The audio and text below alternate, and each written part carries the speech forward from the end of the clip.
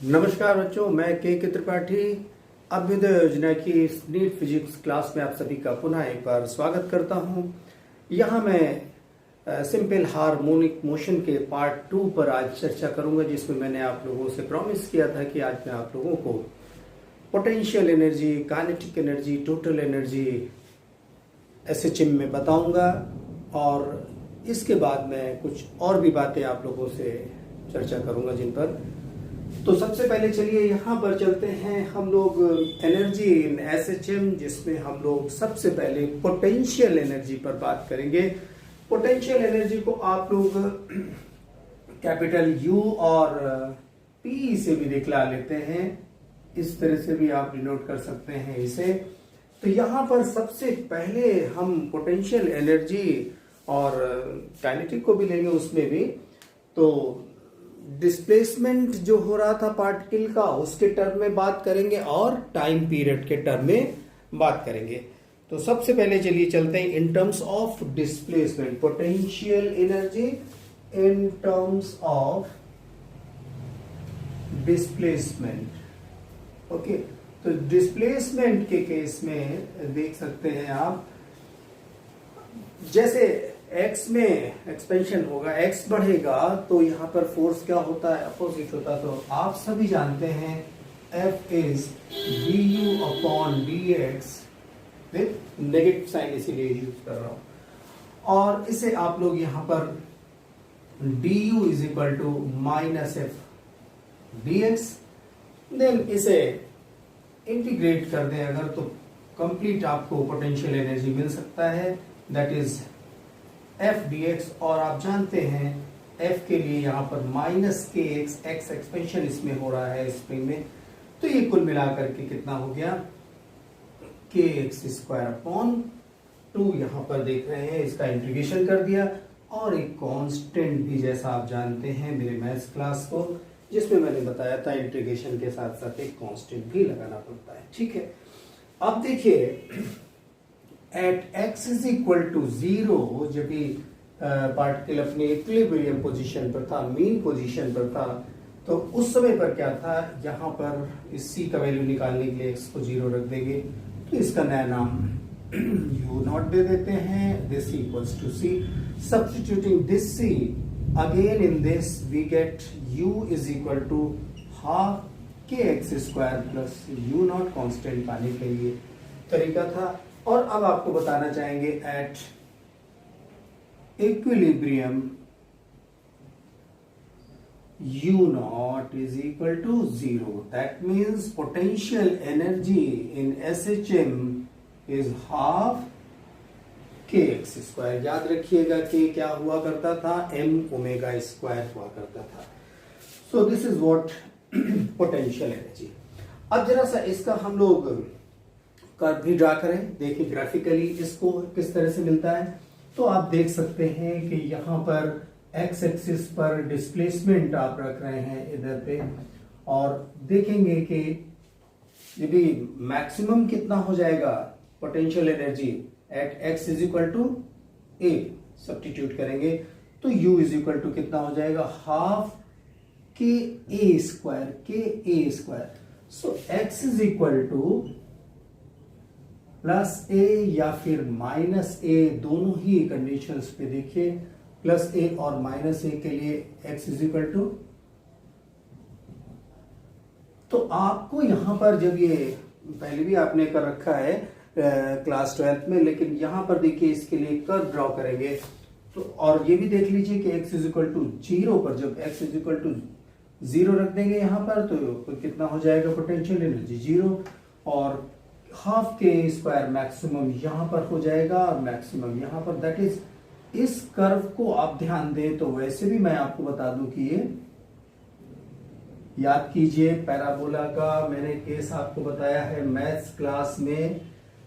तो ये यहां पर मैक्सिमम पोटेंशियल एनर्जी जो आपको दिखाई दे रहा है, ये देख रहे हैं कितना मैक्सिमम, u मैक्स की अगर बात करें तो हाफ के ए स्क्वायर हो जाएगा बच्चों, हाफ के स्क्वायर। और मिनिमम यू की बात करें तो सेंटर पर, मेन पोजीशन पर, दैट इज इक्विलिब्रियम जो यहाँ पर, वो कितना होगा, 0 होगा। अभी ये तो बात की थी यहाँ पर।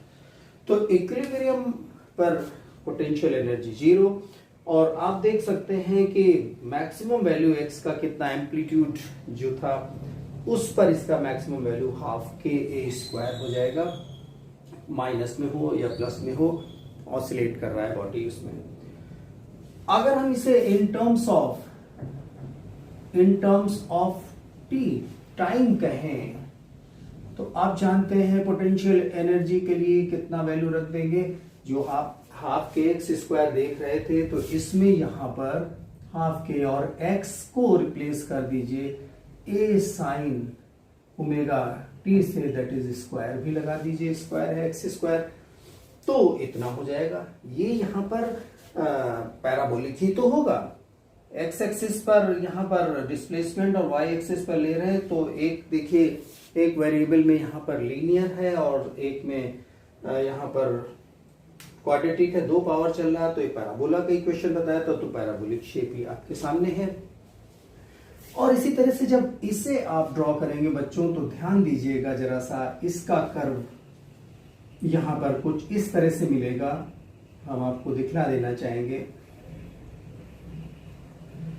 देखिए इसे आप लोग इस तरह से पाएंगे।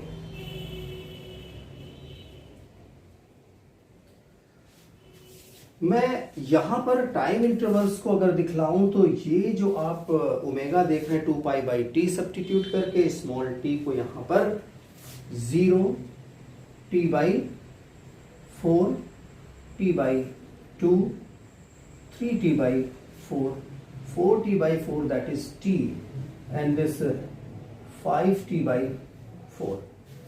इनको अगर हम टाइम टी को इनसे रिप्लेस करें तो इनके वैल्यूज हमारे ये ही आएंगे। और ध्यान दीजिए जरा सा कि यहाँ पर मैंने बताया मेन पोजीशन के जब एक तरफ 1/4 ऑसिलेशन होता है तो एक्सट्रीम पर जब चला जाता है उस समय पर यहाँ पर पोटेंशियल एनर्जी मैक्सिमम आपको दिखलाई दे रहा है।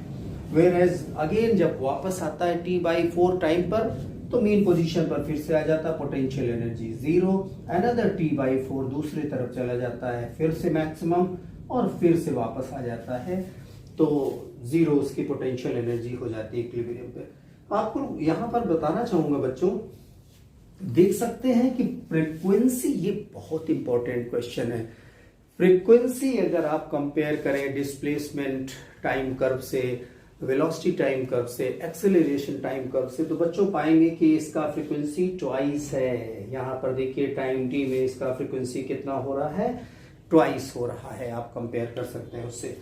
और ये भी यहाँ पर आपको ध्यान रखना है दैट यू मैक्स मैक्सिमम किन टाइम पर है, एट व्हाट टाइम, t/4 देख सकते हैं, फिर यहाँ पर 3t/4 एंड 5t/4, ये t/2 ऐड करते चले जाएंगे तो कितना 5t/4। इन टाइम पर क्या है, मैक्सिमम है। और अगर मिनिमम की बात करें, यहाँ पर विजिबिलिटी है आप लोगों को बच्चों में लिखे दे रहा हूं, यू मिनिमम की बात करें तो यहाँ पर मिल रहा है आपको कितना, एट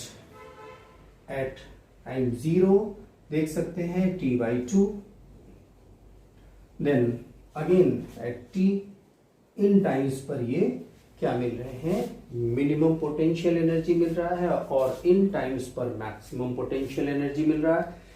ये टाइम के रिस्पेक्ट में हमने आप लोगों को इसका ग्राफ दिखलाया है, वेरिएशन दिखलाया है पोटेंशियल एनर्जी को। बच्चों ये पोटेंशियल एनर्जी इस तरफ में रखेंगे और यहाँ ये पोटेंशियल एनर्जी के मैक्सिमम वैल्यूज आपको दिखलाई दे रहे हैं। और यहाँ पर आप टाइम एक्स एक्सिस पर रख करके चल रहे हैं, तो ये आपको यहाँ पर दिमाग में अपने पूरी तरीके से रखना पड़ेगा कि टाइम के साथ साथ किस तरीके से ये पोटेंशियल एनर्जी का ग्राफ आपको दिखलाई दे रहा है। मैक्सिमम वैल्यू इसकी कितनी यहाँ पर, u is equal to half k a square, ये जो आप देख पा रहे हैं। आगे चलिए चलते हैं बच्चों, आप लोगों को बताएंगे यहाँ पर मिनिमम और मैक्सिमम तो आपने नोट ही कर लिया है। अभी आप लोगों को काइनेटिक एनर्जी के बारे में भी बता देते हैं। तो काइनेटिक एनर्जी का भी यहाँ पर in terms of displacement, in terms of time देखेंगे, ग्राफ देखेंगे, उसके बाद में दोनों का सम करके देखेंगे कि टोटल एनर्जी कितना हो जाती है। तो काइनेटिक एनर्जी के लिए ध्यान दीजिए, चेंज करते हैं यहाँ पर काइनेटिक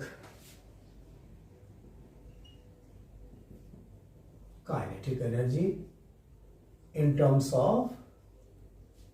ऑफ डिस्प्लेसमेंट।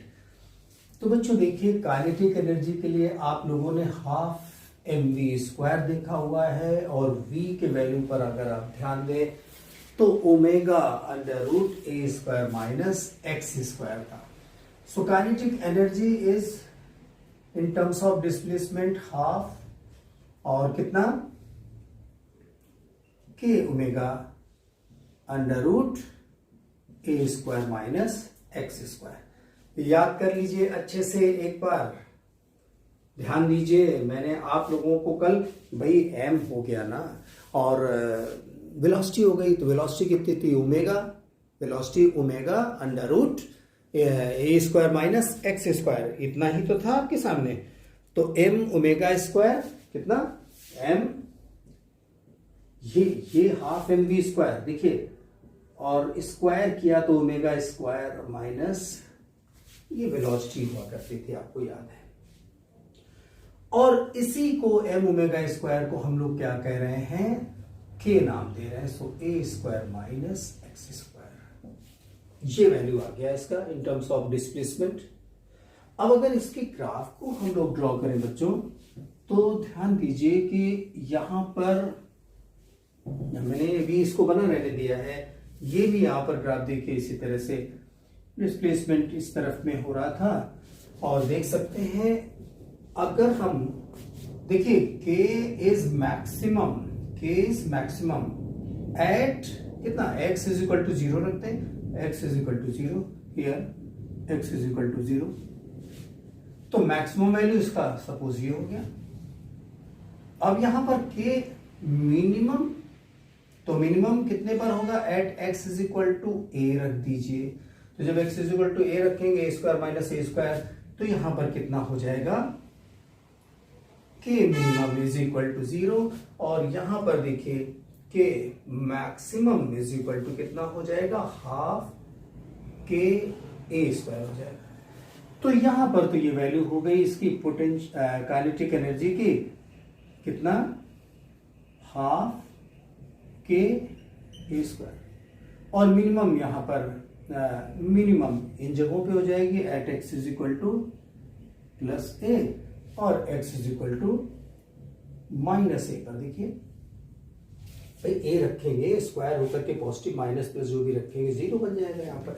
तो ये कर्व आपको इस तरह से मिल जाएगा, ध्यान दे लीजिए, ऐसा कर्व आपको मिल रहा है। इसके लिए उसको भी देख लीजिए ध्यान में रखते हुए, और अब इस पर ध्यान दीजिए, दोनों पर ध्यान दे लीजिए। ये डिस्प्लेसमेंट के केस में है, लेकिन अगर हम बात करें in terms of this time, तो टाइम के रिस्पेक्ट में अगर हम बात करेंगे इन टर्म्स ऑफ टाइम, तो ध्यान दे लीजिए जरा सा, कितना हो जाएगा, kinetic energy is half m v square, तो उसको उसी तरह से रहने दीजिए क्या, और v यहां पर कितना हो गया था, अगर आपको याद हो तो बच्चों, कितना था, जब भी आपने फर्स्ट डेरिवेटिव निकाला था, तो v is equal to omega times कितना, कॉस ओमेगा टी। भाई आप याद कीजिए, आपने ये किया ना था, a साइन ओमेगा टी था, तो जब आपने इसे डिफरेंशिएट किया था, तो v is equal to dx over dt कितना मिल गया था, a omega cos omega t. तो यहां पर कितना, हाफ m, और ये v square that is a square या omega square a square, omega square a square cos square omega t. और इसे आप जान रहे हैं एम ओमेगा स्क्वायर को के रख दे रहे हैं तो इतना हो गया, दैट इज के ए स्क्वायर कॉस स्क्वायर। अब यहां पर जो आप देख रहे थे इस केस में आप देख रहे थे तो कितना था, के square sine square omega T था, और इस केस में के square cos square omega T है।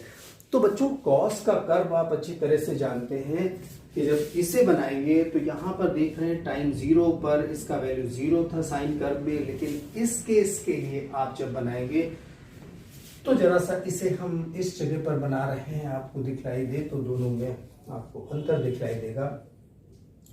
या चलिए, तो इसके कर्व को अगर आप देखें तो यहां से ये इस तरीके से वेरी करेगा, ये ऐसे वेरी करेगा।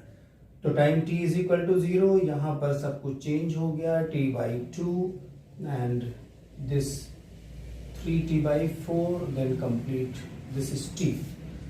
तो आप देख सकते हैं कि इस तरफ में ये काइनेटिक एनर्जी और ये टाइम है, तो 0 टाइम पर मैक्सिमम, t/2 टाइम पर मैक्सिमम, t टाइम पर मैक्सिमम, लेकिन यहां पर ध्यान दें तो 0 t/2 t टाइम पर मिनिमम, उसका उल्टा ही तो ये चलेगा यहां पर। तो k मैक्सिमम किन वैल्यूज पर हुआ, that is 0 t/2 and this t etcetera, and k minimum बच्चों किन वैल्यूज पर है देख सकते हैं, t/4 then 3t/4 and so on 5t/4 in time interval पे, इन टाइम पे, इन इंस्टेंट पे अगर आप ध्यान दें तो ग्राफिकली भी आपको दिखलाई दे रहा है कि किस तरह से काइनेटिक एनर्जी यहां पर वेरी कर। आप दोनों को यहां पर कंपेयर कीजिए, देख लीजिए। तो जिन टाइम पे यहां पर पोटेंशियल एनर्जी मैक्सिमम हुआ करता था, उन टाइम पर यहां पर काइनेटिक एनर्जी मिनिमम है, और जिन टाइम इंटरवल पे देख रहे थे कि मिनिमम था पोटेंशियल एनर्जी, वहां पर काइनेटिक एनर्जी मैक्सिमम दिखलाई दे रहा है। तो ये टाइम के रिस्पेक्ट में आपने देखा, डिस्प्लेसमेंट के रिस्पेक्ट में देख लिया। अब हम क्या करें, दोनों को ऐड कर दे तो टोटल एनर्जी, मैकेनिकल एनर्जी मिल जाती है हमारी। तो टोटल एनर्जी के लिए क्या करेंगे, यहां पर SHM की energy in SHM, that is potential energy plus kinetic energy. तो देख लीजिए बच्चों, वही बात है कि अगर आप डिस्प्लेसमेंट के टर्म में ऐड करेंगे दोनों इक्वेशंस को तब पर भी उतना ही मिल जाएगा, और अगर टाइम के रिस्पेक्ट में करेंगे तब भी उतना ही मिल जाएगा। तो मैं दोनों ही केसेस को आप लोगों को यहां पर दिखला रहा हूं, समझाने की कोशिश कर रहा हूं। देखिए जरा सा, तो टोटल एनर्जी यहां पर निकाली जाए तो बच्चों टोटल एनर्जी देखते हैं कितना आता है, that is total energy is equal to potential plus kinetic energy, है ना, P प्लस ये जो आपने निकाले थे, P प्लस काइनेटिक एनर्जी। अब इन टर्म्स ऑफ डिस्प्लेसमेंट देख रहे थे कितना, हाफ के एक्स स्क्वायर, और इसका वैल्यू कितना था, half k a square minus x square, खोल दीजिए ब्रैकेट, कैंसिल होकर के हाफ के ए स्क्वायर। ये टोटल एनर्जी आपको मिल गया। ना इन टर्म्स ऑफ टाइम देख रहे थे, अगर देखिए in terms of time, in terms of x displacement अगर देख रहे थे तो यहां पर कितना था वो भी ध्यान दे लीजिए आप लोग।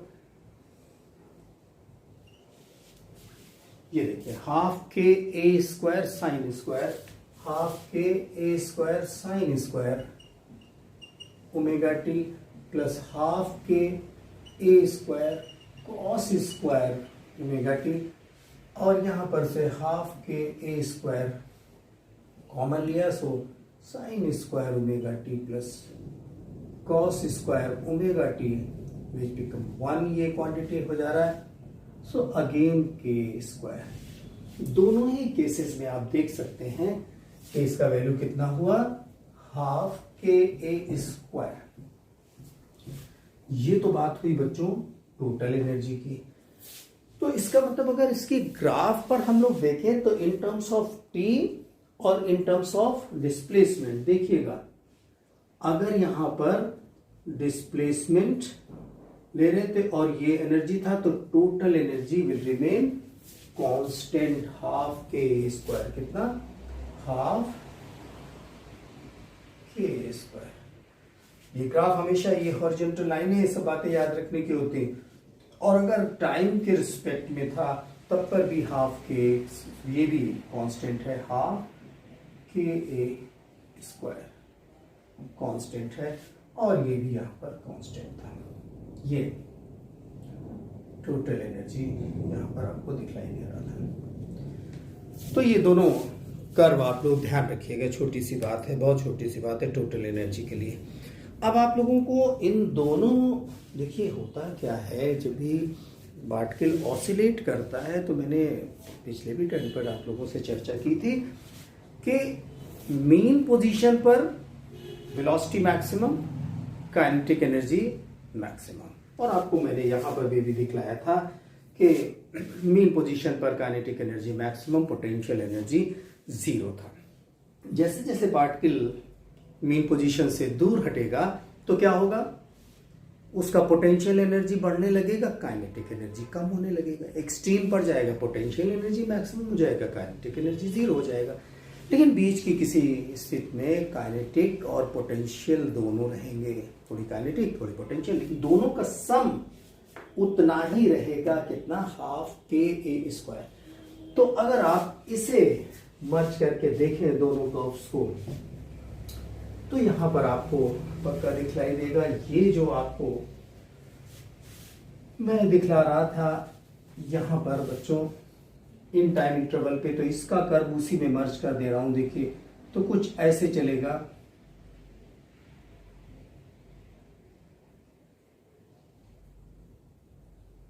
इस तरह से इसका कर्व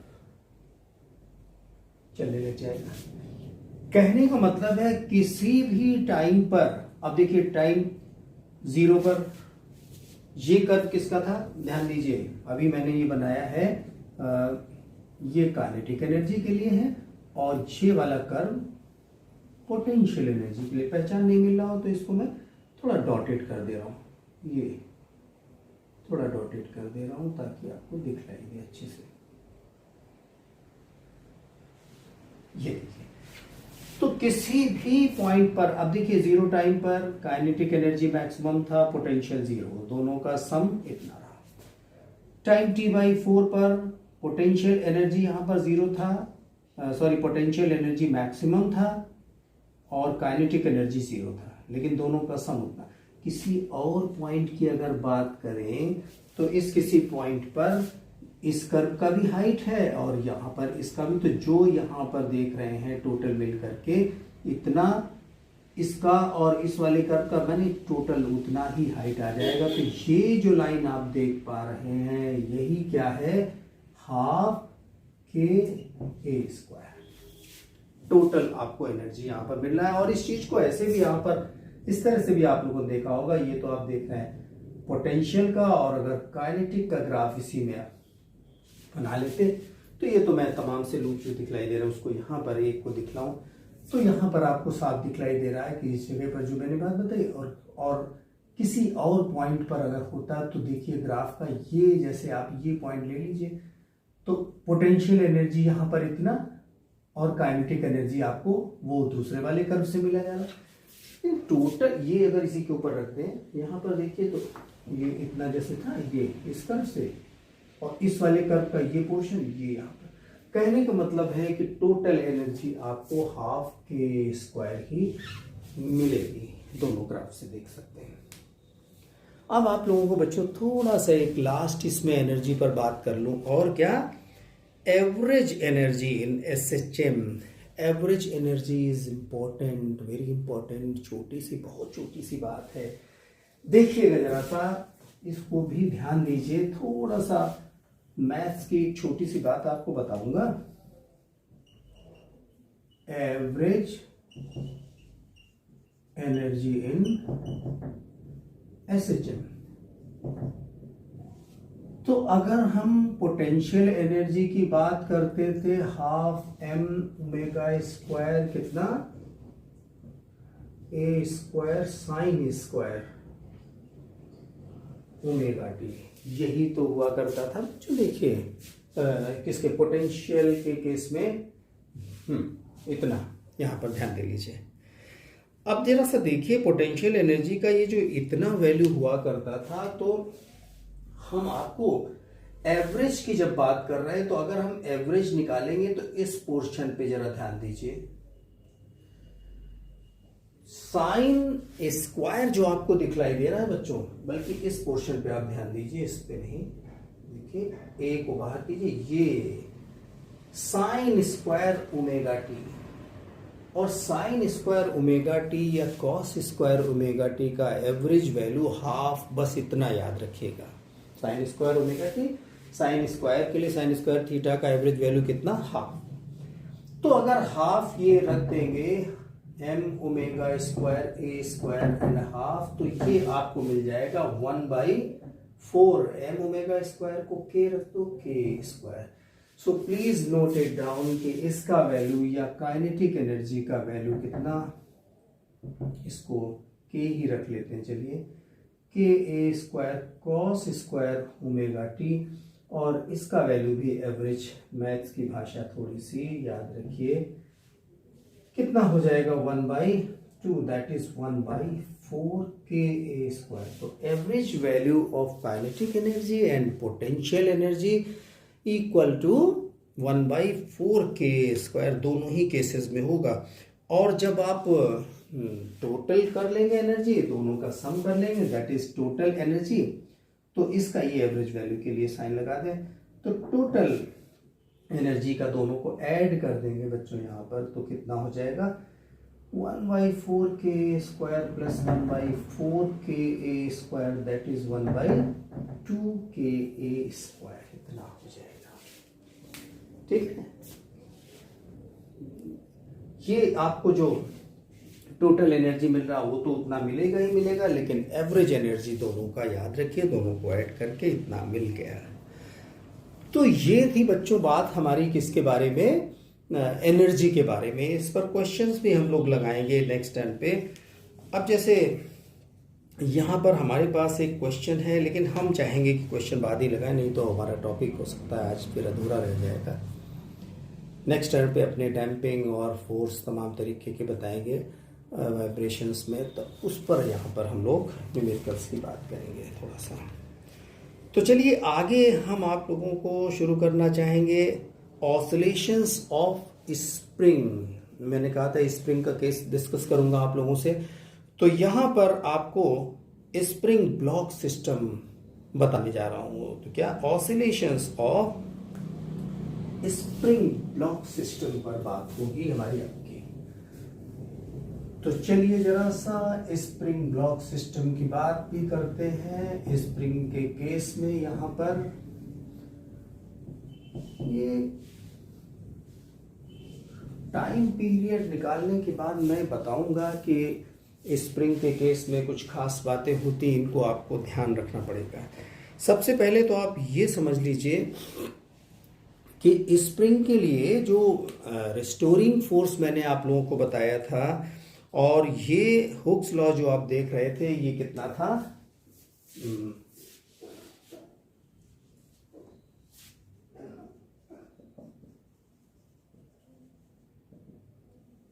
ऑसिलेशंस ऑफ स्प्रिंग। तो ऑसिलेशंस ऑफ स्प्रिंग का केस जब हम लोग देख रहे हैं, तो यहां पर according to Hooke's law f is directly proportional to क्या था, डिस्प्लेसमेंट बच्चों था। तो ऑसिलेशंस में हम लोग यहां पर अगर किसी स्प्रिंग का केस ले रहे हैं, तो ये कितना था, इतना था, और f is equal to minus के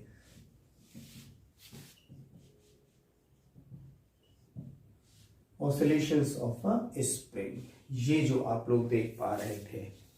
तो ये रिस्टोरिंग फोर्स जो लग रहा था स्प्रिंग के ऊपर जो ब्लॉक लगा हुआ है, और उस ब्लॉक को ये अपनी मीन पोजीशन में लाना चाह रहा था फोर्स। यहाँ पर आप लोगों को बताना चाहूँगा बच्चों कि जो स्प्रिंग के केस में अब अगर आप देख लें कि ये डिस्प्लेसमेंट और के इन दोनों में जरा सा रिलेशन देख लें क्या है, तो हम आप लोगों को बताना चाहेंगे कि दिस के एक्स अगर स्प्रिंग का लेंथ एल है तो यहां पर ये उसके इनवर्सली प्रोपोर्शनल है। इस बात को ध्यान दें, अच्छी तरह से ध्यान दे लें बच्चों कि यहां पर स्प्रिंग कांस्टेंट अगर के है डिपेंड अपॉन लेंथ एल, किस पे? लेंथ एल पर डिपेंड करता है। तो ये कह सकते हैं that k is inversely proportional to length l और के एल क्या है? कांस्टेंट है। के एल कांस्टेंट है। ध्यान दीजिएगा, लेंथ पर डिपेंड करता है, रेडियस पर डिपेंड करता है, इसके स्प्रिंग के रेडियस पर डिपेंड करता है, और material of wire used in making spring, spring को बनाने में जो मटेरियल यूज किया जा रहा है उस पर भी डिपेंड करता है। तो आपने देखा लेंथ पर डिपेंड करता है, लेंथ के यहाँ पर इनवर्सली प्रोपोर्शनल, तो केएल क्या है? कांस्टेंट है। रेडियस के भी यहाँ पर ऊपर डिपेंड कर रहा है, और material used in making wire of the spring इस पे डिपेंड करता है। तो बच्चों अगर ये के और एल ये जो देख रहे थे इस पर ग्राफ प्लॉट किया जाए तो रेक्टेंगुलर हाइपरबोलिक ये ग्राफ आपको मिलता है। इतना याद रखिएगा, फोर्स कांस्टेंट को ले लिया जाए वाई एक्सिस पे और लेंथ को एक्स एक्सिस पे ले ली जाए तो ये देखिए ग्राफ हमें क्या मिल जाएगा। ये फोर्स कांस्टेंट को ले लिया तो ये क्या मिलेगा? रेक्टेंगुलर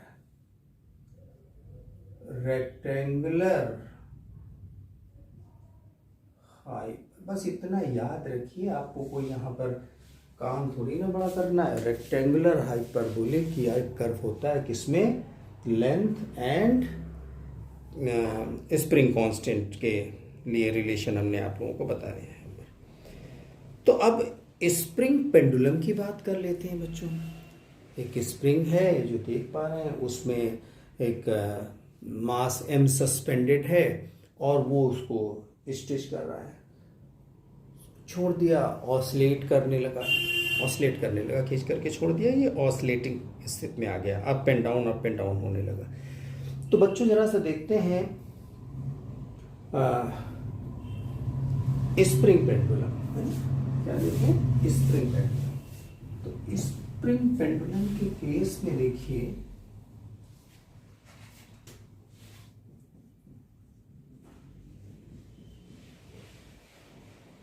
पेंडुलम, देखिए ये यहां पर ये स्प्रिंग पेंडुलम है, ये अप एंड डाउन ऐसे जाने में, मास m सस्पेंडेड है इससे, तो जाहिर सी बात है f is directly proportional to कितना? -x हो गया। So f is equal to -kx, और फोर्स आप जानते हैं मास इनटू एक्सेलरेशन होता है, तो डबल डिफरेंशिएशन अगर ये हो जाएगा तो m डिस्प्लेसमेंट के लिए dt square is equal to -kx, या फिर यूं कहें कि d2x upon dt square is -k upon mx। But we know that ये एक्सेलरेशन जो आप देख पा रहे हैं, but we know that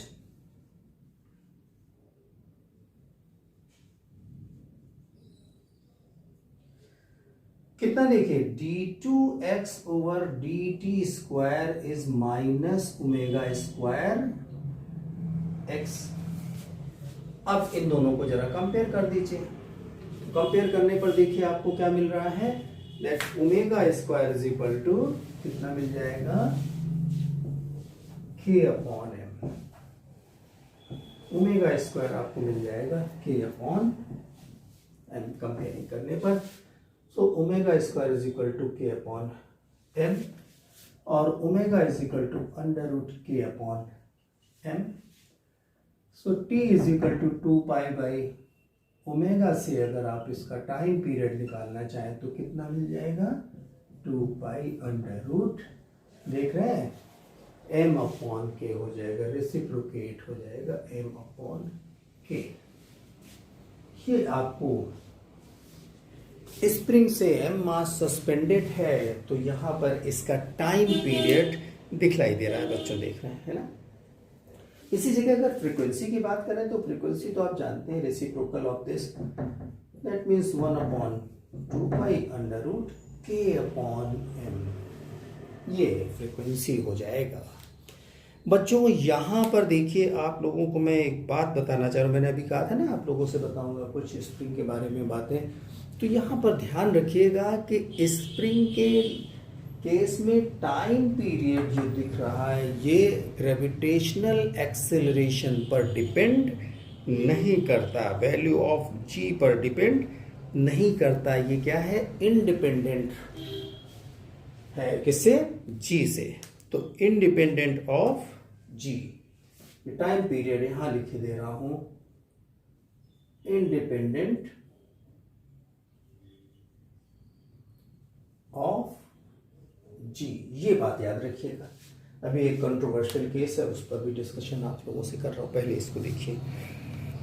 अब इसका मतलब ये हो गया जा करके कि अगर हम स्प्रिंग पेंडुलम को कहां पर ले जाएं, हिल्स पे ले जाएं और मून्स पे ले जाएं, जहां पर कि जी का वैल्यू वेरी करता हो, तो जब ये बात आपको मैंने बता दी इंडिपेंडेंट, तो अगर कहीं पर किसी प्लैनेट पर जी का वैल्यू क्या है डजेंट मैटर, हमारे स्प्रिंग ये जो आप देख रहे हैं पेंडुलम पर इसका इफेक्ट नहीं पड़ रहा है ना।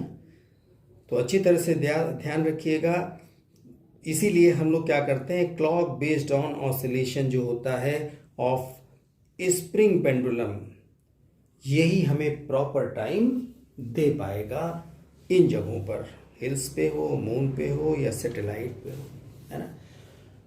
तो चलिए आगे आपको एक बात इसके बारे में बता देते हैं कि टाइम पीरियड ऑफ सिंपल ये स्प्रिंग पेंडुलम वर्टिकल प्लेन में या इंक्लाइन प्लेन में चेंज नहीं हो रहा है, ध्यान रखिएगा। तो इंक्लाइन प्लेन हो, time period will remain unchanged. Incline plane से मतलब है इस तरीके से केस है कि अगर मान लीजिए ब्लॉक है और ये यहाँ पर, तो इस केस में हो या वर्टिकल केस में हो, टाइम पीरियड चेंज नहीं होता है, ये ध्यान रखिए, अनचेंज रहता है। ये इंपॉर्टेंट बात आपको है। आगे चलिए एक चीज यहीं पर देख लेते हैं, टाइम पीरियड का जरा सा एक बार फिर से वापस ध्यान दीजिए। तो टाइम पीरियड मास के लिए देख लीजिए is directly proportional to under root m and inversely proportional to under root k. मैंने अगर m बढ़ रहा है तो टाइम पीरियड आपको यहां पर साफ साफ क्लियर है कि इंक्रीज करेगा ना, m इंक्रीज करेगा, टाइम पीरियड इंक्रीज करेगा, और अगर k इंक्रीज कर जाएगा तो टाइम पीरियड डिक्रीज कर जाएगा। इस पर जरा सा अपना ध्यान रखिएगा। चलिए आगे चलते हैं। To masses m1 and m2 किसी स्प्रिंग से लगे हुए हैं और वो ऑसिलेट कर रहे हैं, तो उनके लिए टाइम पीरियड कितना होगा। So if two masses m1 and m2 are connected by a spring, यहां पर देखिए two masses m1 and m2 are connected by a spring, ये m1 है, ये यहां पर देख रहे थे m2 है, और ये वाइब्रेट कर रहे हैं यहाँ पर, तो इसका ये जो टाइम पीरियड है वो कितना है स्प्रिंग के लिए। तो यहाँ पर सपोज कीजिए के दिया हुआ है और टाइम पीरियड यहाँ पर 2 पाई अंडर रूट, एक टर्म हम म्यू अपॉन के से दे रहे हैं, तो म्यू का वैल्यू भी आपको बता दे रहे हैं, देख लीजिए। तो कितना हो जाएगा, इन दोनों ही के ये जो दोनों अटैच हैं एक दूसरे से, तो t is equal to 2 pi under root mu upon k. अब बात आई म्यू कितना होगा, तो म्यू के लिए आप लोग देख लीजिए, mu is equal to m1 m2 upon m1 plus, note कर लीजिए इंपॉर्टेंट बात है, ठीक है। तो क्या हेडिंग आप डाल लीजिए कि two masses m1 and m2 are connected if two masses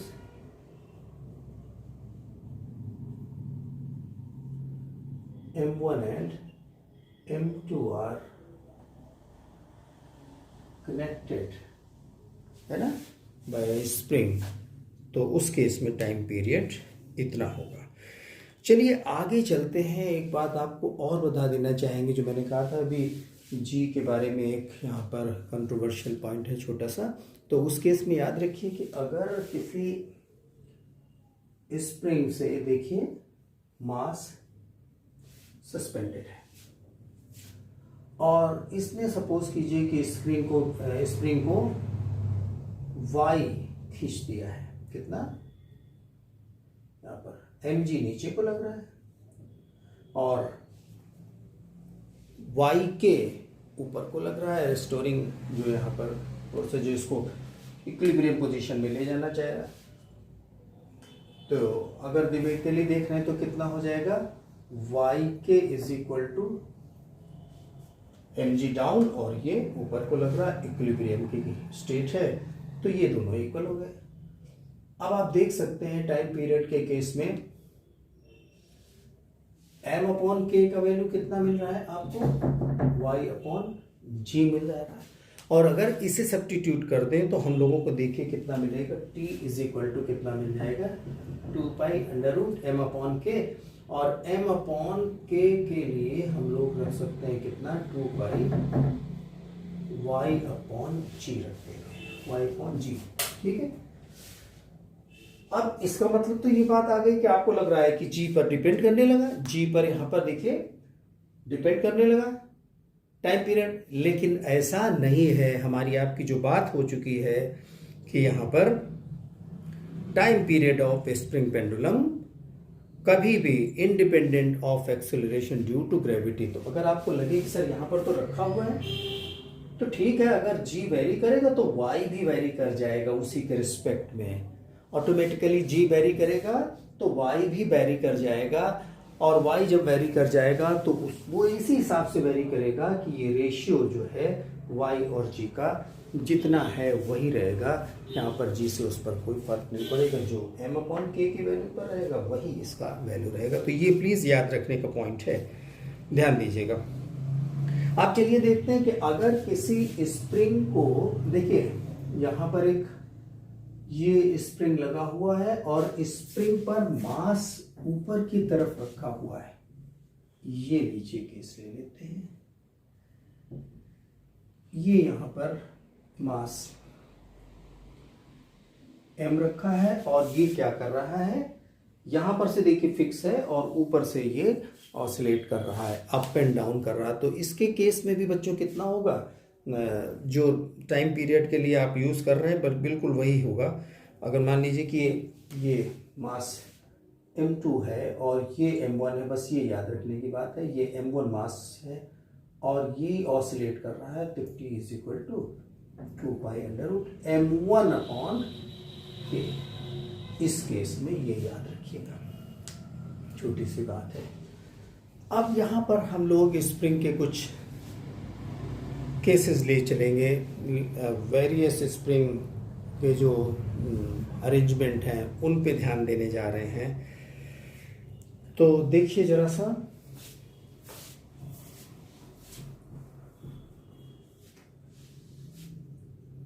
various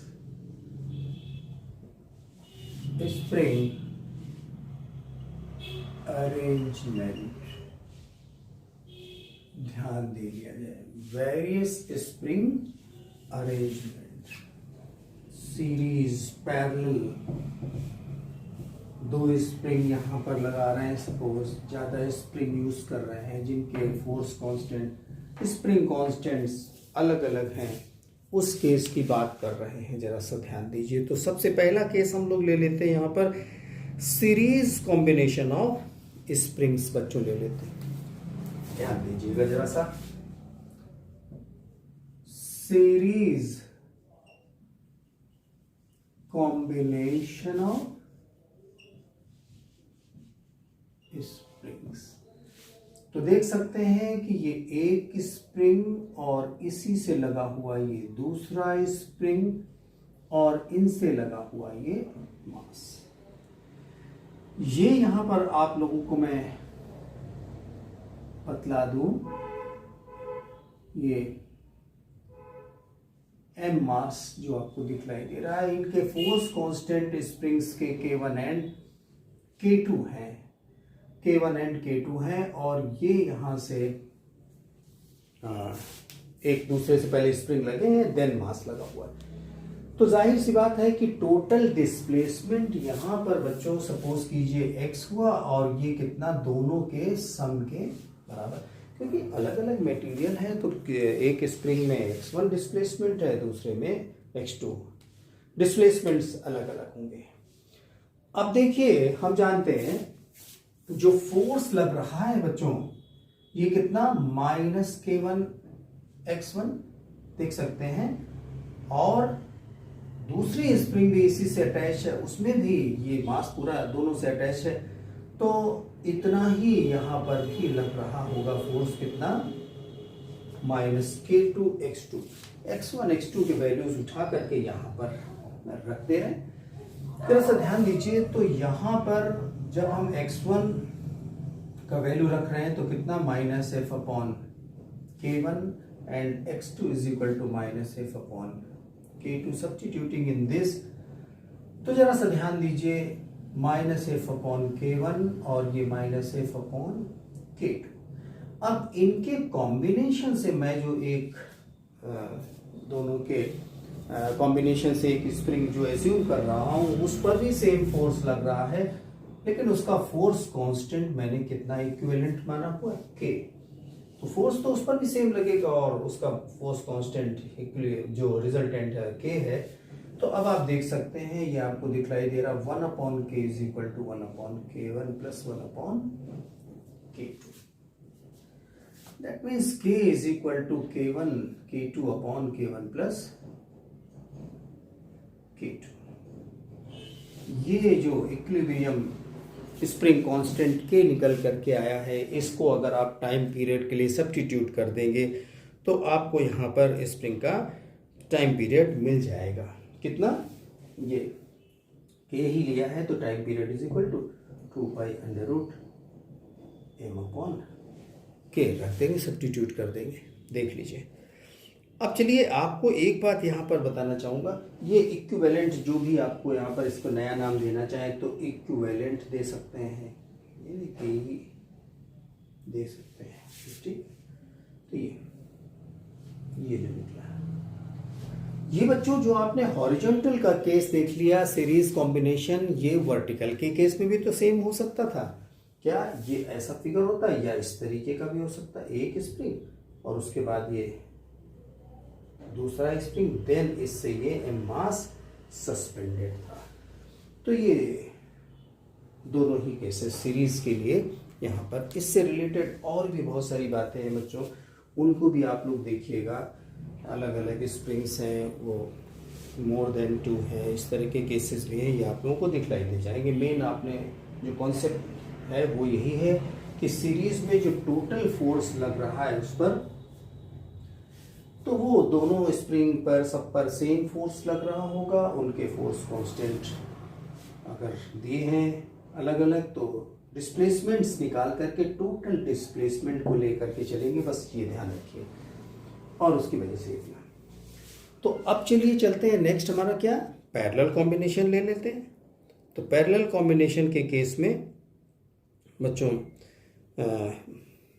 वो भी देख लेते हैं, पैरेलल कॉम्बिनेशन भी देखते हैं। चलिए अब उस केस में क्या रहेगा, देखिए पैरेलल कॉम्बिनेशन के केसेस में दोनों स्प्रिंग एक सपोर्ट से लगे हुए हैं और उनसे एक मास सस्पेंडेड है, तो दोनों में एक्सटेंशन क्या होगा, सेम ही तो होगा।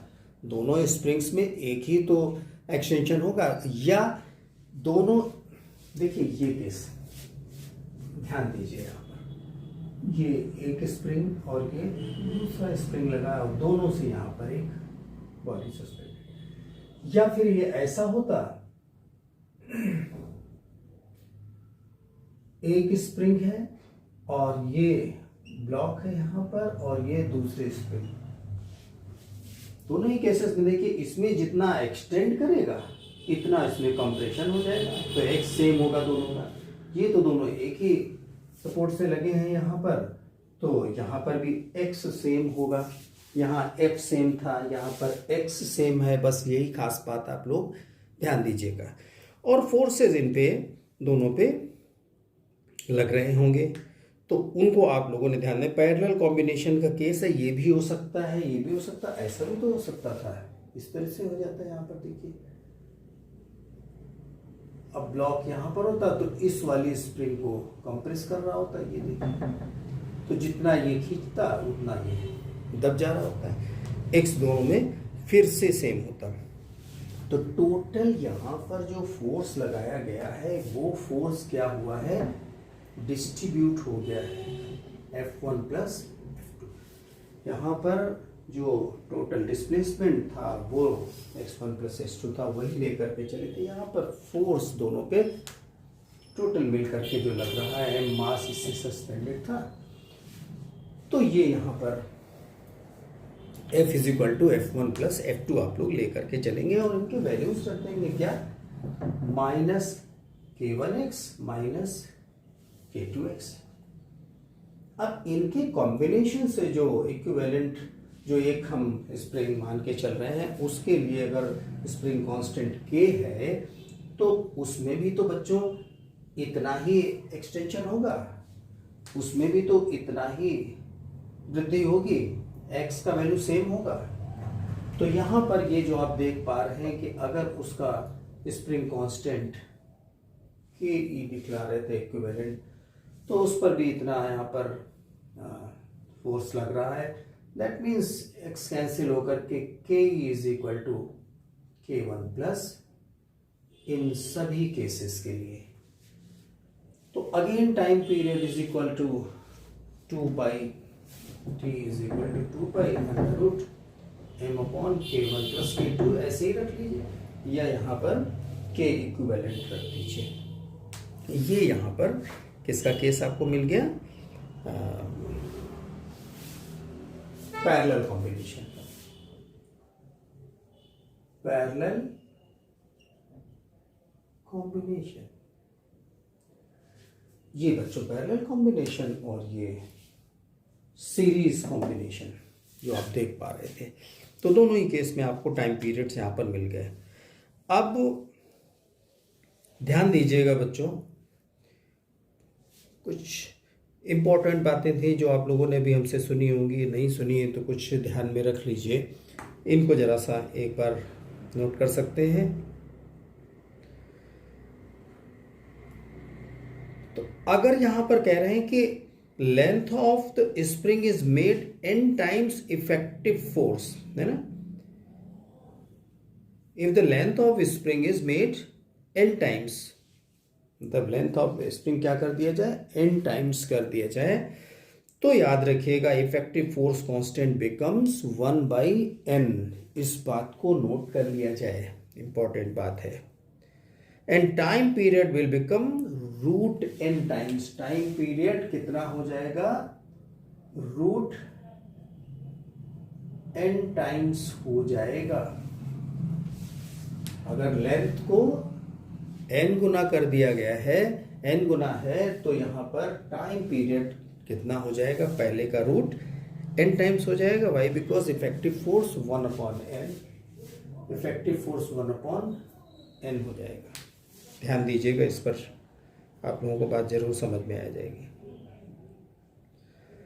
नो, अगर ये केसेस हैं, आप जब भी इस पर काम करेंगे, चलिए अच्छा ठीक है, जब हम लोग अभी नेक्स्ट टर्न पे टाइम बचाएंगे न्यूमेरिकल्स के लिए, तो वहाँ पर ये बातें मैं आप लोगों को जरूर बताऊंगा। इसी तरह से किसी स्प्रिंग को अगर मान लीजिए कि कांस्टेंट, उसका स्प्रिंग कांस्टेंट K दिया हुआ है और n इक्वल पार्ट्स में उसको डिवाइड किए दे रहे हैं, तब यहाँ पर क्या हो जाएगा, spring constant will become an के टाइम्स हो जाएगा, स्प्रिंग कांस्टेंट एन के टाइम्स हो जाएगा, और टाइम पीरियड 1/,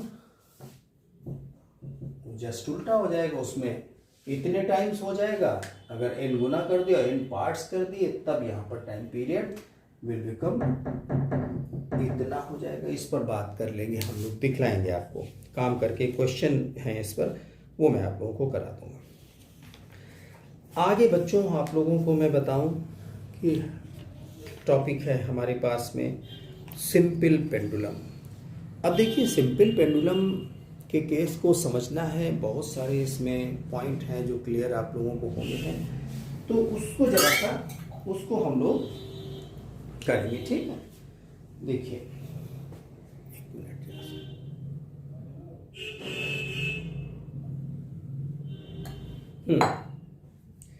तो सिंपल पेंडुलम का केस हम लोग करते हैं। यहाँ पर देखिए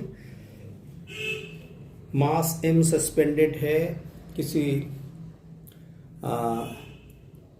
इनसेंसिबल स्ट्रिंग से, और किसी समय पे एंगल थीटा बना रहा है। तो उसमें देखिए टाइम पीरियड निकालेंगे, उसके बाद में स्पेशल केसेस हैं, बहुत सारे हैं, उन सबको 1 बाय 1 डिस्कशन करेंगे कि सिंपल पेंडुलम पर कब क्या इफेक्ट पड़ रहा है, लिफ्ट के केसेस हों या फिर उसे सिस्टम को पूरा मूव कराया जा रहा हो विद एक्सेलरेशन, ये सारे केसेस हम लोग डिस्कशन करेंगे। तो सबसे पहले यहां पर सिंपल पेंडुलम,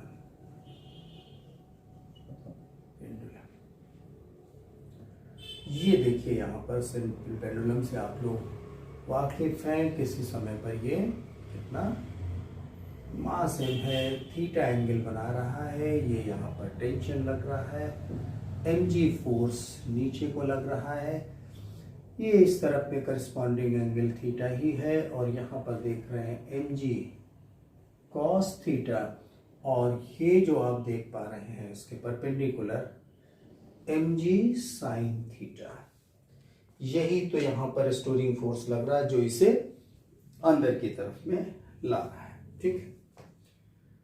तो अब बच्चों इस पर जरा सा आप लोग ध्यान दीजिए, जब इसे सस्पेंड मतलब एक्सिस से इसको थीटा एंगल पर सिस्टम को यहाँ पर ले जाया गया है, तो अब आप लोग देख सकते हैं कि इस पर जो फोर्सेस लग रहे हैं, तो इसमें जो रेस्टोरिंग फोर्स इसको लग रहा है, जो इसे वापस लाना चाह रहा है, इक्विलिब्रियम की तरफ वापस लाना चाह रहा है, इस फोर्स पे जरा सा आप लोग ध्यान दे लीजिए।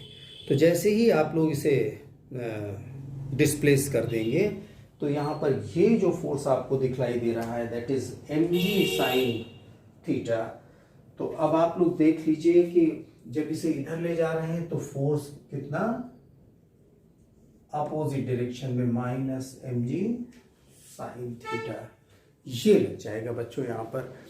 और यही फोर्स जैसे जैसे ये एंगल बढ़ेगा, थीटा का वैल्यू यहाँ पर बढ़ रहा है, साइन थीटा बढ़ रहा है, तो फोर्स भी बढ़ता जा रहा है एक्सट्रीम पोजीशन पर, यहाँ पर ये बढ़ते हुए मैक्सिमम लगने लग जाएगा।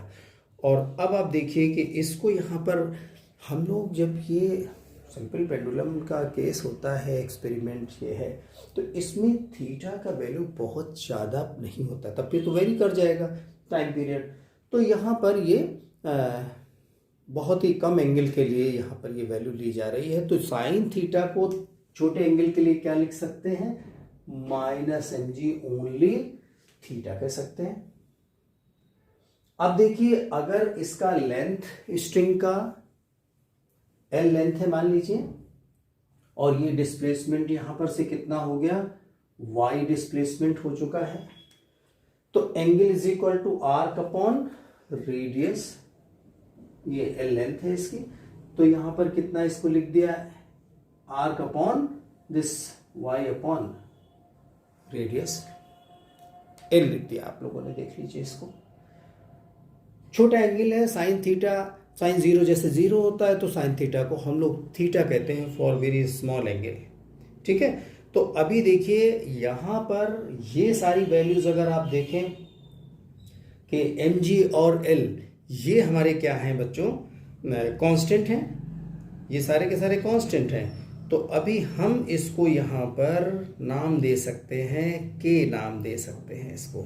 तो कितना नाम दिया जाए इसे, देखिए ये जो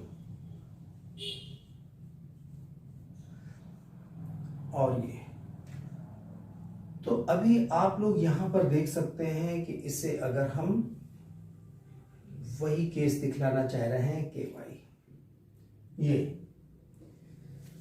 तो आप अच्छी तरह से देख सकते हैं f इज इक्वल टू माई भी कॉन्स्टेंट ही तो एम जी और एल ये तो कांस्टेंट है, y ही तो यहाँ पर वेरी हो रहा है, तो इतना फोर्स इस पर लग पा रहा है। और इस केस में आप जानते हैं कि y इज इक्वल टू कितना, आपके सामने यहाँ पर लिखा है theta is equal to y by l, तो y is equal to l theta आपको यहाँ पर दिखलाई दे रहा है। तो बच्चों कुल मिला करके अगर हम बात करें यहाँ पर टाइम पीरियड की, तो time period m upon k होता है। तो यहाँ से देखिए इससे निकाल सकते हैं time period is equal to 2 pi, और ये देख सकते हैं कितना हो जाएगा mg upon l is equal to, अगर ये k है तो आपको यहाँ पर m अपॉन k इज कितना मिल जाएगा, l upon g। So that इसे आप लोग लिख सकते हैं 2 pi under root l upon, ये time period of simple pendulum m upon k, इसको पूरे को आपने k एज्यूम किया था, तो यहाँ पर इसको कंपेयर करके k upon m upon k के वैल्यू को यहाँ से निकाल सकते हैं l अपॉन g, और इसे आप यहाँ पर सब्स्टिट्यूट कर देंगे तो time period of simple pendulum आपको ये मिल जाएगा। ये ध्यान दे लीजिए।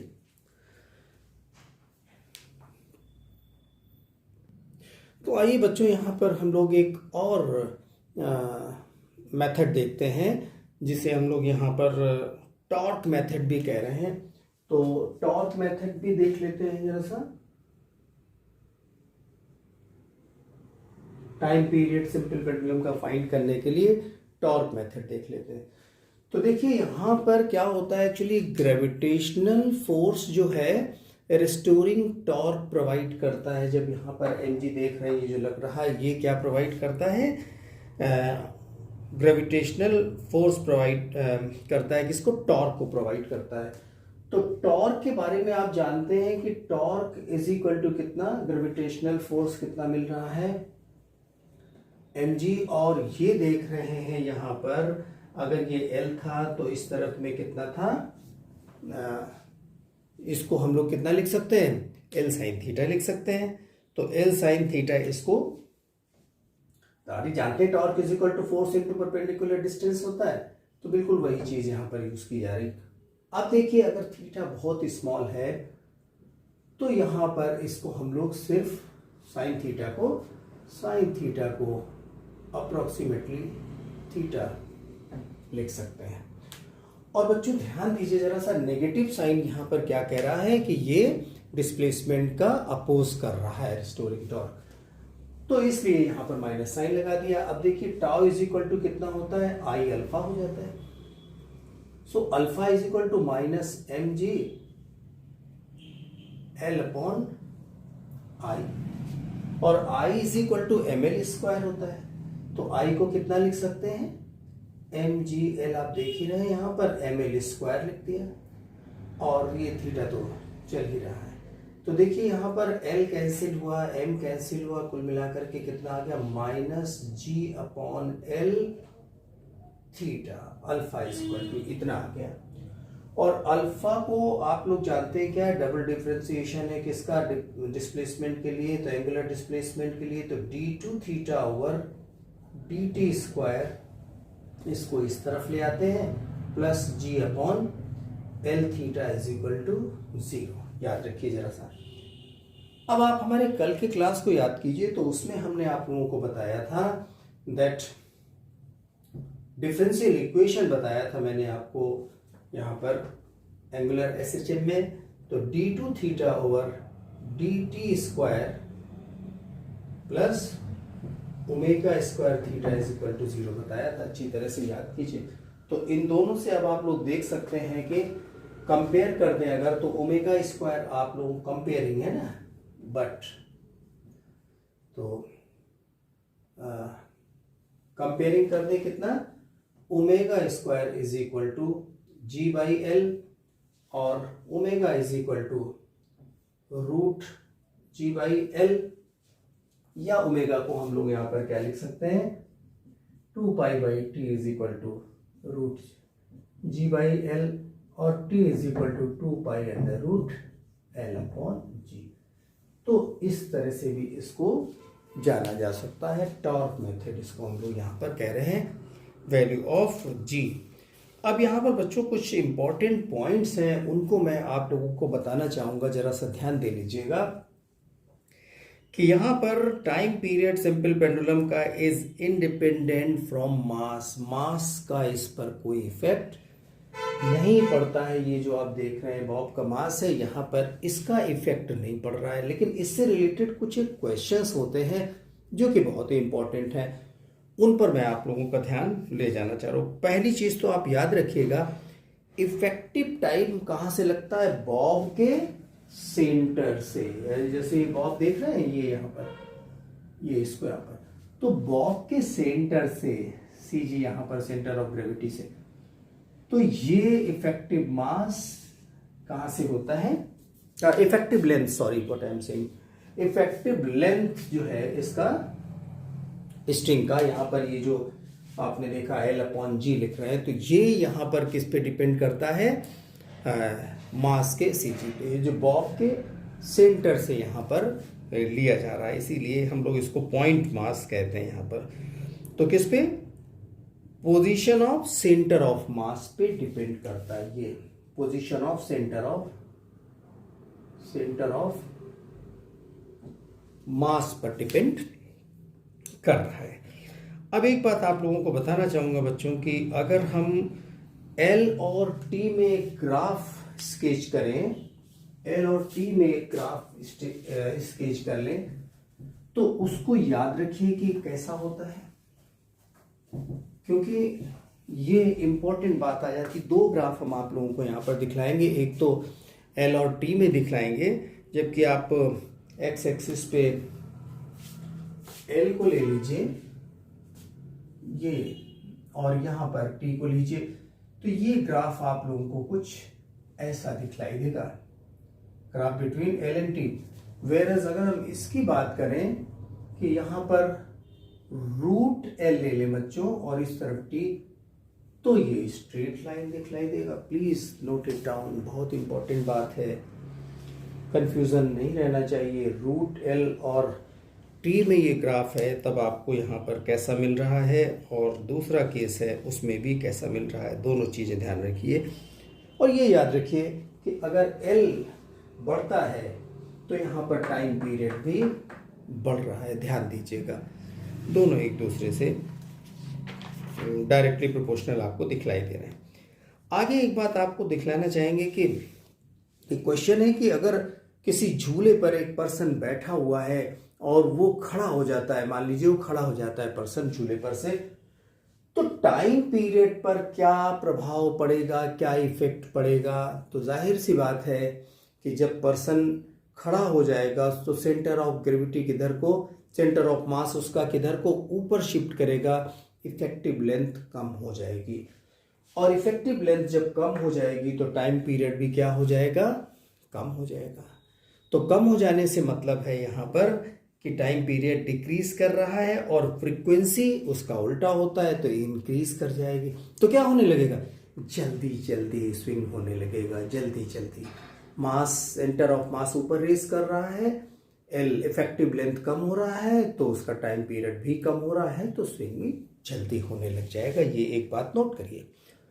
दूसरा एक एग्जाम्पल हमारे पास में बच्चों के, अगर किसी हॉलो स्फीयर में एक होल कर दिया जाए, पानी से भर दिया जाए और उसमें होल कर दिया जाए, यही जो बॉब आप देख रहे हैं हॉलो है और इसमें होल कर दिया और धीरे धीरे वाटर यहाँ से निकल रहा है, तो टाइम पीरियड पर क्या फर्क पड़ेगा। आप भी ध्यान दीजिए कि यहाँ पर जैसे जैसे इसका लेवल डाउन होगा, पहले तो इसका सेंटर ऑफ मास बिल्कुल सेंटर पे रहा, अब जब लेवल नीचे डाउन आने लगेगा तो सेंटर ऑफ मास नीचे को शिफ्ट करेगा। सेंटर ऑफ मास किधर को? नीचे को शिफ्ट करेगा, क्योंकि होल मास इसका वाटर का लेवल डाउन होने लगा तो सेंटर ऑफ मास नीचे को। तो सेंटर ऑफ मास नीचे को जाएगा तो क्या होगा? इफेक्टिव लेंथ नेचुरली बढ़ जाएगा। इफेक्टिव लेंथ बढ़ जाएगा तो टाइम पीरियड भी यहाँ पर बढ़ जाएगा।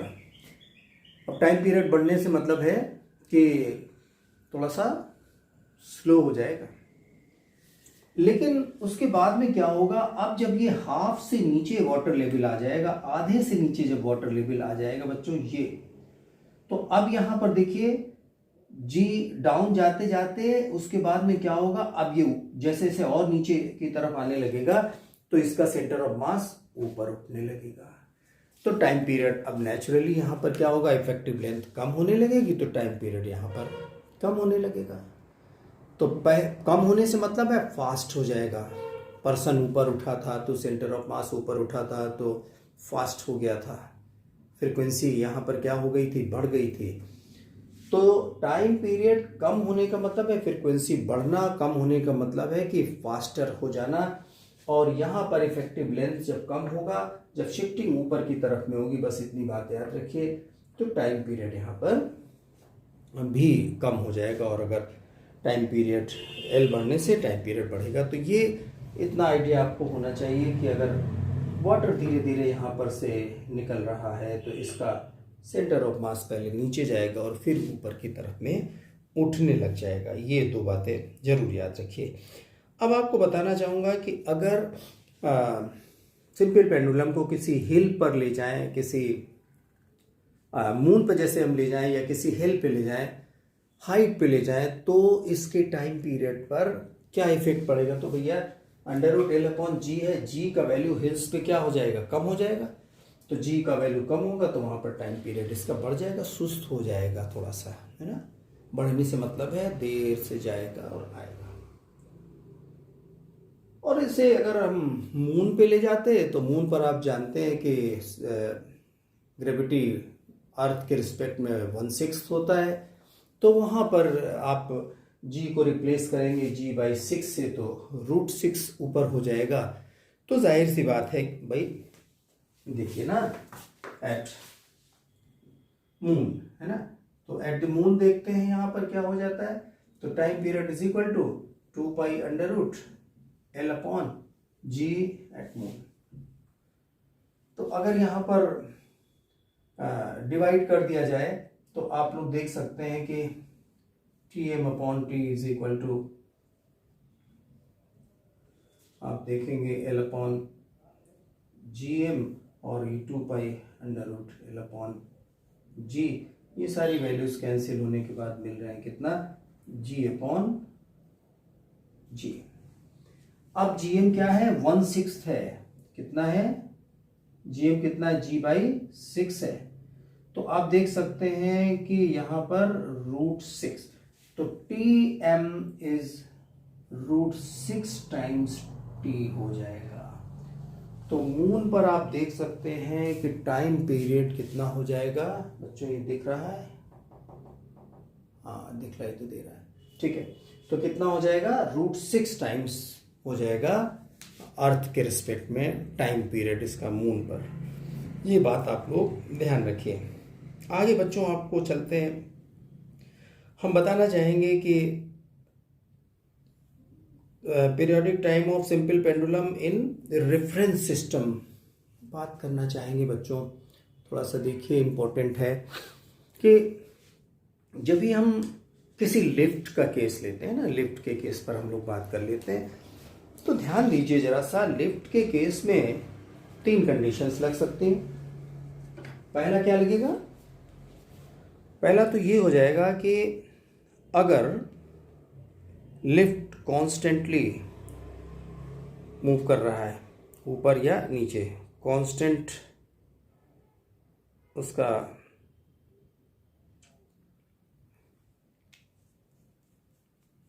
स्पीड है, तो ऐसे केस में देखिए बच्चों क्या होगा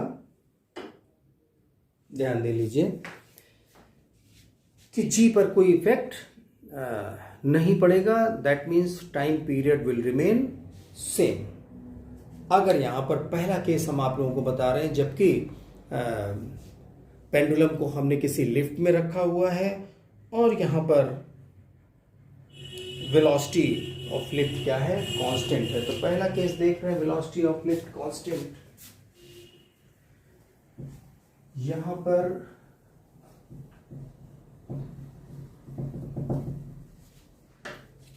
ये बच्चों लिफ्ट के अंदर में सिंपल पेंडुलम का यहां पर केस है। तो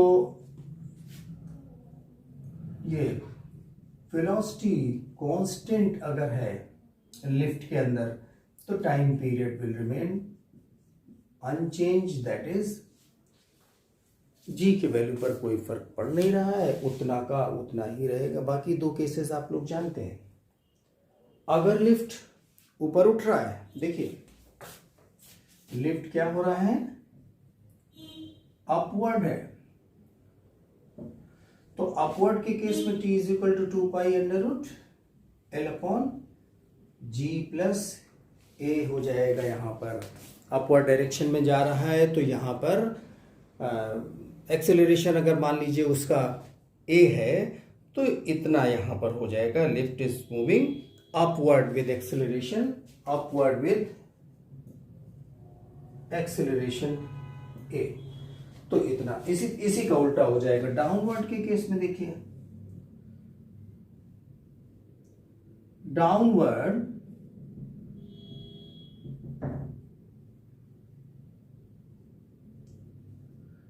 विथ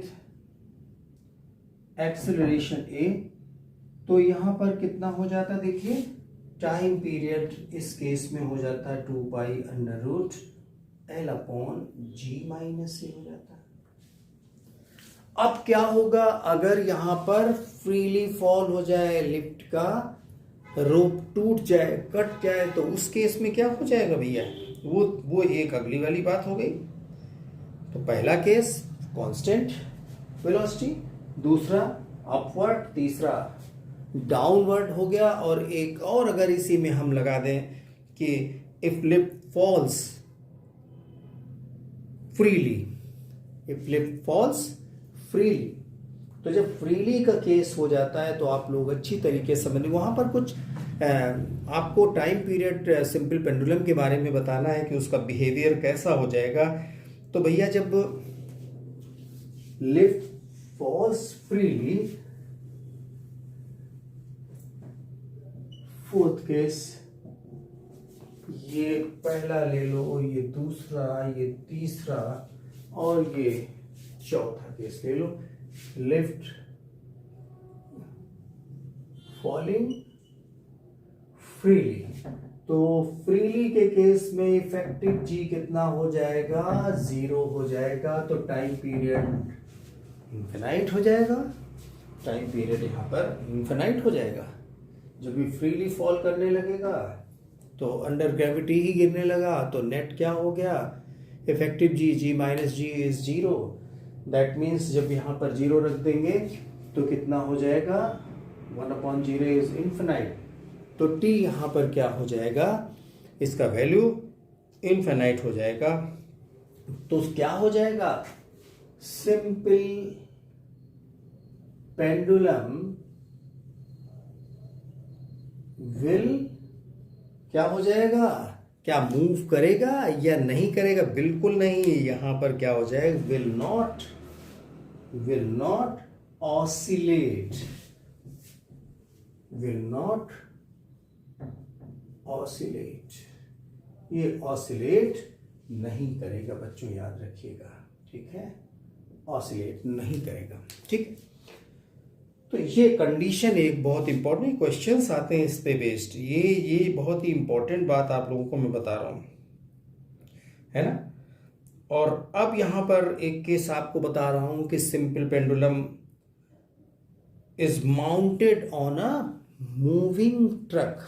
ये ट्रक के ऊपर उसे माउंट कर दिया गया। इमेजिन कीजिए कि ट्रक एक्सेलरेशन ए से आगे चल रहा है, तो एक उस पर स्यूडो फोर्स मैंने बात की थी अपने क्लासेस में पीछे जब लॉस पढ़ा रहे थे, तो स्यूडो फोर्स पीछे की तरफ में उसमें लग रहा होगा acceleration due to gravity downward, और स्यूडो फोर्स की वजह से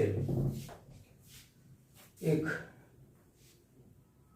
एक्सेलरेशन पीछे भी ये मान लीजिए इस पे पेंडुलम पे है, तो ये डाउनवर्ड लग रहा है, और ये इस तरफ में एक्सेलरेशन स्यूडो फोर्स, ये ट्रक आगे इधर जा रहा है, तो ये नेट रिजल्टेंट कितना हो जाएगा जी स्क्वायर प्लस ए स्क्वायर।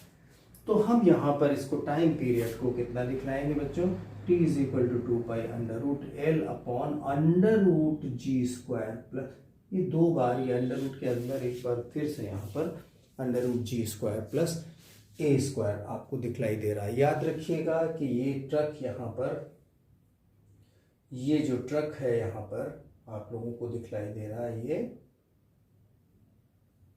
मूव कर रहा था इस तरफ में, एक्सेलरेशन ए से मूव कर रहा है, तो यहाँ पर एक स्यूडो फोर्स पीछे की तरफ में लग रहा होगा, और उसकी वजह से नेट यहाँ पर जो कह लीजिए कि ये यहाँ पर अगर मान लीजिए, यही मैंने दिखला तो दिया, ये यहाँ पर इतना जी और ये लग रहा, तो इफेक्टिव ये इतना इस समय पर लग रहा है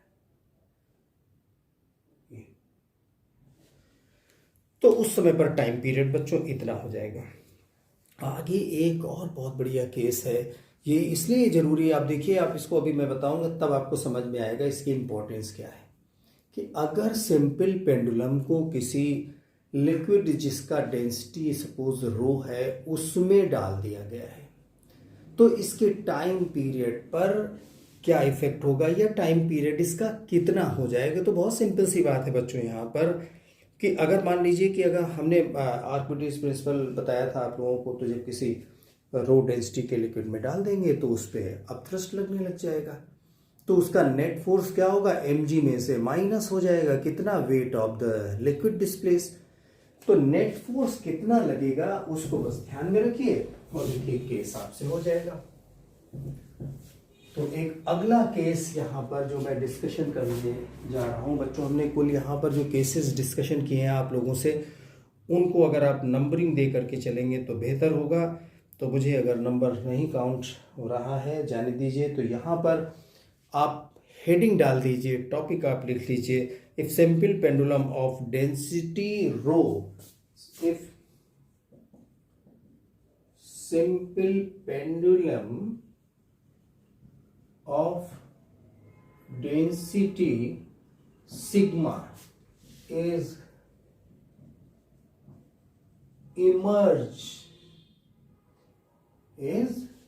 dipped in a liquid of density rho, किसी रो डेंसिटी के लिक्विड में क्या कर दिया जा रहा है, इसे यहाँ पर अंदर डाल दिया गया है ना।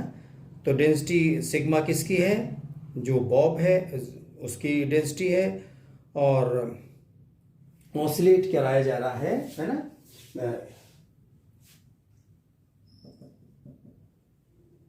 In a liquid of density rho. तो भाई देखिए नेट फोर्स कितना लग जाएगा बच्चों, जल्दी से देख लीजिए, नेट फोर्स कितना लग रहा होगा उस पे, mg माइनस अपथ्रस्ट लग रहा होगा, और अपथ्रस्ट कितना होगा, weight of the liquid displace, तो वॉल्यूम v है इसका, और लिक्विड का डेंसिटी रो है g, इतना लग रहा होगा। नेट फोर्स यहाँ पर कितना, F is equal to mg minus v rho g, और अगर हम इसे m से डिवाइड कर दें तो देखिए इस पर क्या फर्क पड़ेगा। तो ये जो mg नेट लग रहा था, mg नेट, ये फोर्स mg नेट लग रहा था, तो इसको m से डिवाइड किया, इधर भी m से डिवाइड किया, और v रो g इसको भी m से डिवाइड किया। मास ये है बॉब का जिसे आप देख पा रहे हैं। तो जल्दी से बच्चों देखिए, ये यहाँ पर कितना हो गया, g यहाँ पर जो नेट लगेगा इफेक्टिव वो कितना लगेगा, g माइनस, ये यहाँ पर जरा देख लीजिए क्या है, मास ऑफ द बॉब। तो वॉल्यूम तो उसका भी उतना जितना लिक्विड डिस्प्लेस किया और उसका डेंसिटी जैसे, तो mass is equal to volume into density, मैंने यही तो लिया था डेंसिटी ऑफ दिस पेंडुलम। तो कुल मिलाकर के v कैंसिल, और अब आपको यहाँ पर g का वैल्यू कितना मिल गया, g minus rho, g common ले लीजिए आप, g कॉमन ले लीजिए, तो g को कॉमन ले लिया 1 माइनस रो बाई सिग्मा। तो ये इतना लग जाएगा। तो यहाँ पर टाइम पीरियड देखिए कितना हो गया, 2 pi under root L upon g तो लिखेंगे ही ये, और 1 माइनस रो अपॉन सिग्मा। ये क्वेश्चंस बनते हैं इस पे। अब आपको एहसास हो रहा होगा कि मे भी कि इस तरीके की बात अगर पूछ दी गई, किसी लिक्विड में अगर सिंपल पेंडुलम को ऑसिलेट कराया जा रहा है, तो उस समय पर उसका टाइम पीरियड कितना होगा, ध्यान रखिएगा। ये रो लिक्विड का डेंसिटी और सिग्मा उसका जो बॉब है उसका डेंसिटी यहाँ पर है, और एल उसका लेंथ है, वो तो आप जान ही रहे हैं, इफेक्टिव लेंथ है किसका, स्ट्रिंग का। 9 बच्चों, एक और केस है कि अगर मान लीजिए बॉब पर इलेक्ट्रिक फील्ड में है और बॉब पर फोर्स लग रहा है, mg के डायरेक्शन में ही फोर्स लग रहा है, तो कितना इलेक्ट्रिक फील्ड में फोर्स लग जाएगा, q इंटू ई लग जाएगा। q चार्ज है और यहाँ पर e फील्ड में रखा हुआ है, तो उस पर कितना लग जाएगा फोर्स, QE लग जाएगा। तो कुल मिला करके वहाँ पर अगर आप ध्यान दें, जो mg होगा उसको अगर आप बैलेंस करेंगे किससे, टोटल यहाँ पर बच्चों कितना लग रहा होगा, mg प्लस QE इतना लग रहा होगा। तो यहाँ पर आप लोग, मैं ये कहना चाह रहा हूँ कि अगर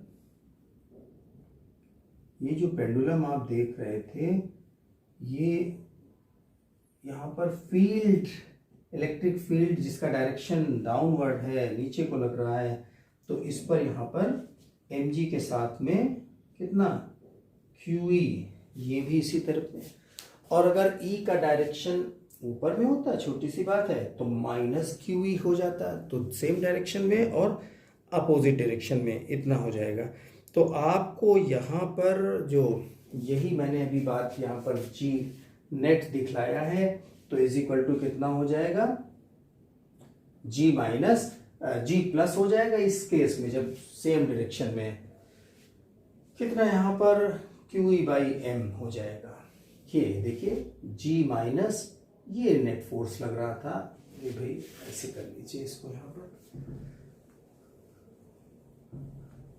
चलिए हम ही लिख देते हैं।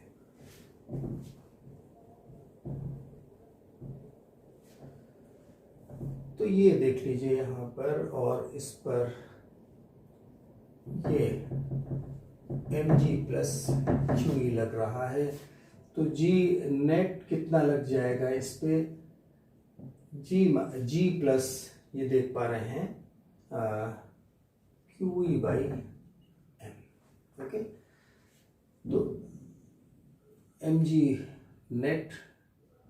नेट यहाँ पर is equal to mg plus QE, ये नेट फोर्स लग रहा है बच्चों, ये देख रहे हैं, और m से डिवाइड कर दिया तो आपको ये मिल गया। तो इस समय पर time period is equal to कितना हो जाएगा, 2 pi under root L upon G plus QE by, और अगर E का डायरेक्शन ऊपर में होता तो ये यहाँ पर 2 pi under root L upon G minus QE by M लग रहा होता, अगर यहाँ पर इलेक्ट्रिक फील्ड अपवर्ड डायरेक्शन में होता, तब यहाँ पर इतना लग रहा होता। ये ध्यान रखिए, है ना, mg इधर को लग रहा और फील्ड ये QE फोर्स ऊपर की तरफ में लग रहा, तो नेट फोर्स इतना नीचे फोर्स लग रहा होता है। बहुत सिंपल सी बात है। तो इसके बाद देखिए एक और छोटा सा केस है, हम आप लोगों को बतलाना चाहेंगे कि R यदि मान लीजिए L के रिस्पेक्ट में बहुत छोटा है, मैंने रेडियस ऑफ अर्थ L के, या सॉरी हम उल्टा बोलें, लेंथ ऑफ जो बॉब के लिए लेंथ लिया गया है, एल लिया गया है, इसका वैल्यू क्या है, रेडियस ऑफ अर्थ के रिस्पेक्ट में बहुत कम है। तो ऐसे केस में बच्चों आप लोगों को मैं बताना चाहूँगा, यहाँ पर एक डायरेक्ट आप सिंपल सी बात लिखेंगे। उस केस में टाइम पीरियड कितना होता है, देखिए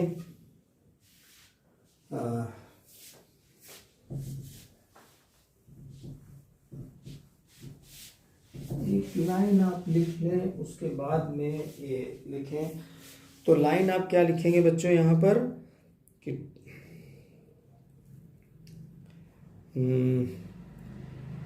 length of simple pendulum L is negligible in comparison to radius of earth. If length of simple pendulum is negligible in comparison to, ये देखिए ऐसे लिख लें, इन शॉर्ट इतना लिख लें। अगर ये केस है तो ऐसे केस में हम लोग यहाँ पर बात करना चाहेंगे कि टाइम पीरियड कितना हो जाएगा।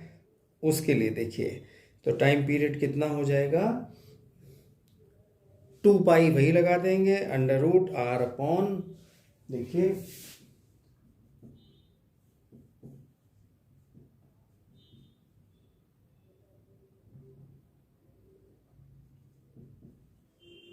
ये आप लोग लगा दीजिए यहाँ पर, इसको यहाँ पर आर अपॉन एल होता है, आर अपॉन एल कर लीजिए, यहाँ पर आर अपॉन एल। और आप देखिए कि जब यहाँ पर एल को 0 रख देंगे, ये बहुत छोटा है आर के रिस्पेक्ट में, देख लीजिए आर के रिस्पेक्ट में एल बहुत छोटा है, तो इसको यहाँ पर आप क्या है लिख सकते हैं, इसे ही रहने दीजिए। और अभी हम सेकेंड केस कह रहे हैं कि अगर, बस ये समझाना चाह रहे थे बच्चों कि मान लीजिए एल का लेंथ रेडियस के रिस्पेक्ट में, अभी तो छोटे की बात हो रही थी, बहुत ज़्यादा है। अगर ज़्यादा है तो उसको हम इस तरीके से इग्नोर नहीं कर सकते। तो उस केस में यहाँ पर जब इनफाइनाइट हो जाएगा, एल यहाँ पर सपोज क्या है, इनफाइनाइट हो रहा है, बहुत बड़ा हो रहा है, तो इस क्वांटिटी को आप ध्यान दें तो ये आर अपॉन एल, तो ये तो 0 बन जाएगा।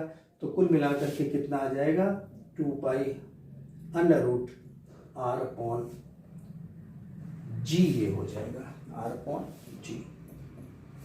तो ये तब की बात है व्हेन एल यहाँ पर वैल्यूएबल है। देख रहे हैं, ये केस आपको दिखला रहा हूँ, एल यहाँ पर वैल्यू, पहले केस में क्या था, एल बहुत छोटा था, तो चलिए हमने उसको जाने दिया, वो इतना केस है। लेकिन सेकेंड केस में जब यहाँ पर एल का वैल्यू मायने रख रहा है, तो उस समय पर इसको इतना, और आर और जी के अगर आप वैल्यूज रख देंगे बच्चों, तो हम आपको बताना चाहेंगे कि ये यहाँ पर वैल्यू आ जाता है 84.6 मिनट्स। याद रखिएगा इस पेंडुलम के लिए यहाँ पर मैक्सिमम टाइम पीरियड यहाँ पर है भैया, time period of oscillation of simple pendulum of infinite length. याद रखिएगा टाइम पीरियड,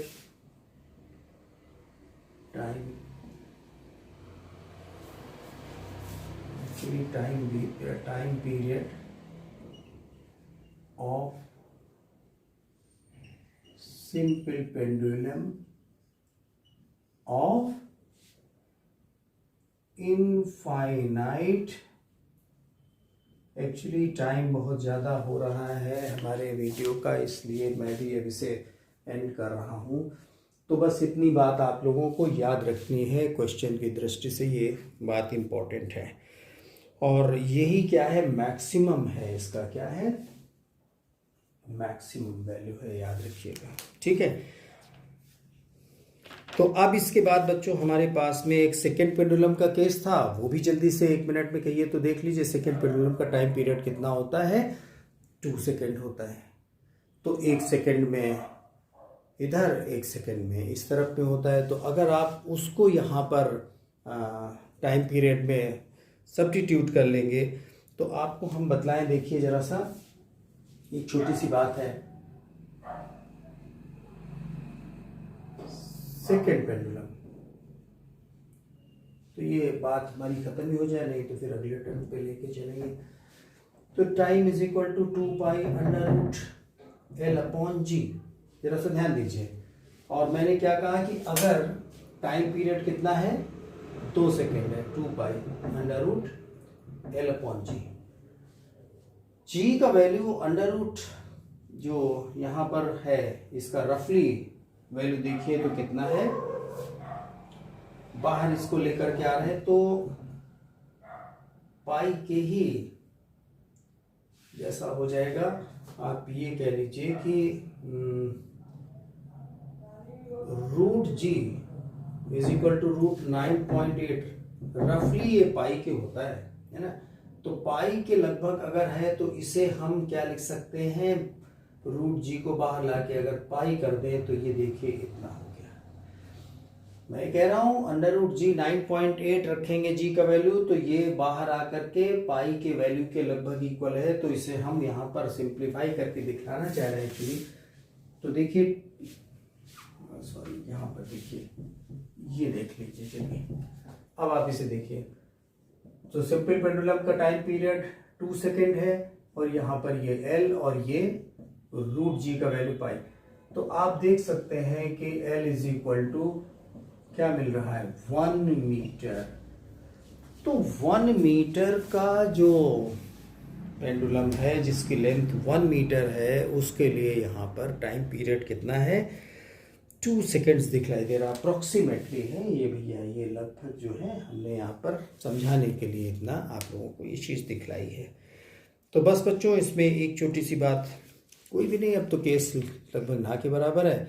अब हम आपको ये भले ही दिखलाना चाह रहे थे कि अगर किसी पेंडुलम से n ऑसिलेशंस हो रहे हैं, किसी दूसरे पेंडुलम से n+1 ऑसिलेशंस हो रहे हैं, तो उनके यहाँ पर टाइम में कितना होगा। तो वीडियो का टाइम बड़ा हो गया है और मुझे लग रहा है कि अब इसे मैं एंड कर दूं तो ही बेहतर। लेकिन अगर आप चाहें तो यहाँ पर देख सकते हैं कि अगर मान लीजिए कि सेम टाइम में एक पेंडुलम n ऑसिलेशन कर रहा, उतने ही टाइम में दूसरा पेंडुलम n+1 ऑसिलेशन कर रहा है, तो जाहिर सी बात है कि number of oscillation into time period. यहाँ पर देखिए एक छोटा सा यहाँ पर आपको बात याद रखनी है कि अगर मान लीजिए कि टाइम t में एक पेंडुलम कितना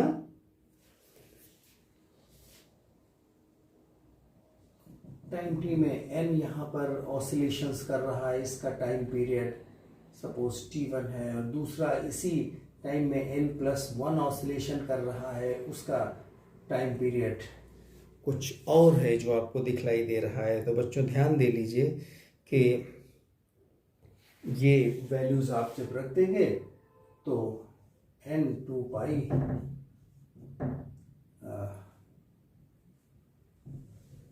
या इसे हम लोग यहाँ पर हाँ रख दें, लेंथ के टर्म्स में आ जाएगा। ये यहाँ पर देखिए कितना आ जाएगा, पहले वाले के लेंथ देखिए n is equal to n2 pi under root L1 upon g और n+1 2 pi under root L2 upon ये जी और 2 पाई ये सब कैंसिल हो जाएंगे। तो यहाँ पर से आपको मिल जाएगा n root L1 is equal to n+1 root L2। ये एक रिलेशन है दोनों के लिए।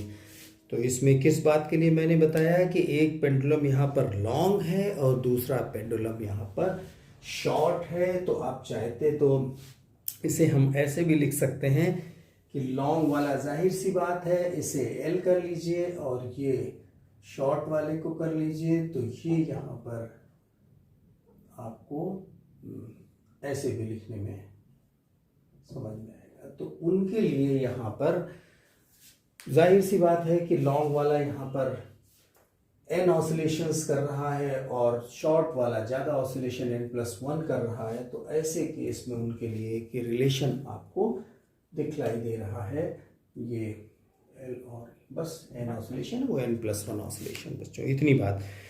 तो काफ़ी आप लोगों ने सहयोग किया। थोड़ा सा आज 10 मिनट टाइम ज़्यादा हुआ है तो परेशान मत होइए, ये काम भी होना था। इसके बाद हम लोग यहाँ पर आगे की बात करेंगे और न्यूमेरिकल्स करेंगे, थोड़ा सा काम है आगे, और न्यूमेरिकल्स करेंगे तो आप लोगों को ये चैप्टर समझ में बहुत अच्छे से आएगा।